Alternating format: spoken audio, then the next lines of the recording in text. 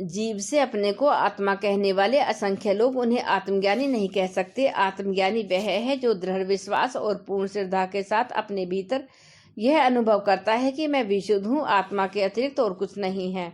शरीर मेरा वाहन है, प्राण मेरा अस्त्र है, मन मेरा सेवक है। मैं इन सब से ऊपर, इन सब से अलग, इन सब का स्वामी आत्मा हूँ। मेरे स्वार्थ इनसे अलग है। मेरे लाभ और स्थूल शरीर के लाभों में, स्वार्थों में भारी अंतर है। इस अंतर को समझकर जीव अपने लाभ, स्वार्थ, हित और कल्याण के लिए कटिबद्ध होता है, आत्मोन्नति के लिए अग्रसर होता है, तो उसे अपना स्वरूप और भी स्पष्ट दिखाई देने लगता है। विज्ञान में कोश की चतुर्थ भूमिका में पहुंचे हुए जीव का दृष्टिकोण सांसारिक जीवों से भिन्न होता है। गीता में योगी का लक्षण बताया गया है कि जब सब जीव सोते हैं तब योगी जागता है, और जब जीव जागते हैं तो योगी सो जाता है। इस अलंकारिक शब्दों में रात को जागने और दिन में सोने का विधान नहीं है, वरन यह बताया गया है कि जिन चीजों के लिए साधारण लोग बेतरह इच्छुक, प्यासे, लालयित, सतृष्ण और आकांक्षी रहते हैं, योगी का मन इधर उधर से फिर जाता है, क्योंकि वह देखता है कि कामिनी और कंचन की माया शरीर को गुदगुदाती है पर आत्मा को ले बैठती है। इससे क्षणिक सुख के लिए स्थिर आनंद का नाश करना उचित नहीं है। जिन धन, संतान, कुटुंब, कबीला, शत्रु, मित्र, हानि, लाभ, आगा पीछा, निंदा, स्तुति आदि की समस्याओं में साधारण लोग बेतरह फंसे रहते हैं, ये बातें योगी के लिए अबोध बच्चों की तरह बाल क्रीड़ा से अधिक कुछ भी महत्व की दिखाई नहीं देती। इसलिए वे उनकी ओर से उदास हो जाते हैं।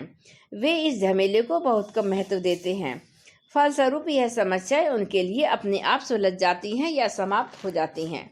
जिन कार्यों में, विचारों में कामी लोग, मायाग्रस्त व्यक्ति अत्यंत मोहग्रस्त होकर चिपके रहते हैं, उनकी ओर ये योगी मुंह फेर लेते हैं।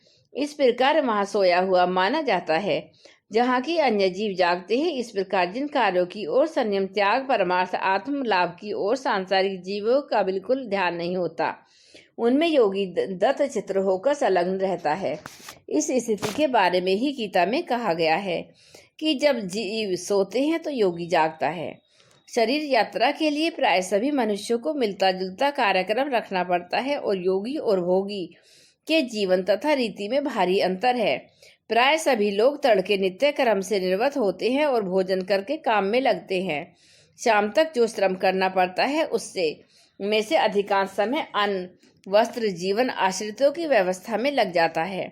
शाम को फिर नित्य कर्म, भोजन, रात को सो जाना। इस धुरी पर जब सबका जीवन घूमता है, परंतु अंत स्थिति में जमीन आसमान का भेद है। एक मनुष्य अपने शरीर सुख के लिए धन और भोग इकट्ठे करने की योजना सामने रखकर अपने हर विचार और कार्य को करता है, जबकि दूसरा अपने को आत्मा समझकर आत्म कल्याण की नीति पर चलता है। तो ये विभिन्न दृष्टिकोण ही एक कामों का पुण्य एवं यज्ञ बना देते हैं और दूसरे के काम पाप एवं बंधन बन जाते हैं।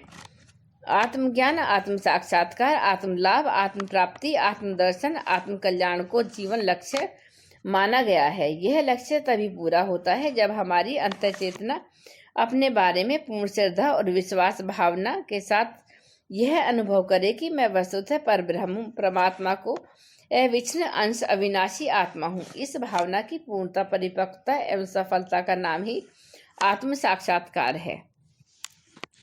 आत्म साक्षात्कार की 4 साधनाएं नीचे दी जाती हैं।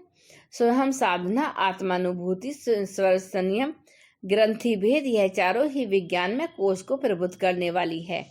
जय गुरुदेव, जय गायत्री माता।